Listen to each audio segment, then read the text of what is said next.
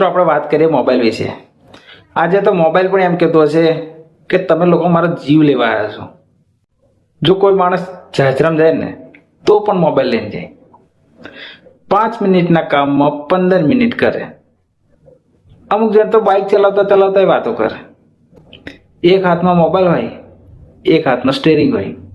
અમુક જણ આમ કરીને ફોન પકડે અને પછી વાતો કરે. ભાઈ, એક્સિડન્ટ થાય.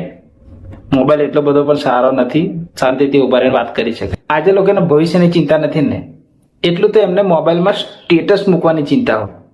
સવારે ઉઠતાની સાથે જ મોબાઈલમાં ચાર્જિંગ છે તે નહીં એ પહેલા જોશે, પણ એ નહીં વિચારે કે આજે મારે ઉઠીને શું નવું કરવું.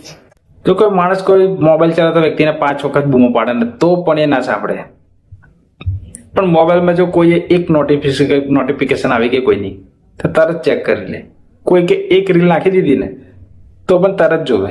એનો ટાઈમ એની પાસે છે, પણ કોઈ બોલાવે ને એનો ટાઈમ એની પાસે નથી. અત્યારે મોબાઈલ તમે ચલાવો છો ને કમાય છે જીઓ કંપનીવાળા. તમે રિચાર્જ ભલે 1 મહિનાનું કરાવો, વર્ષમાં 12 મહિના આવે છે, પણ તમારે રિચાર્જ 13 મહિના કરાવવું પડે છે.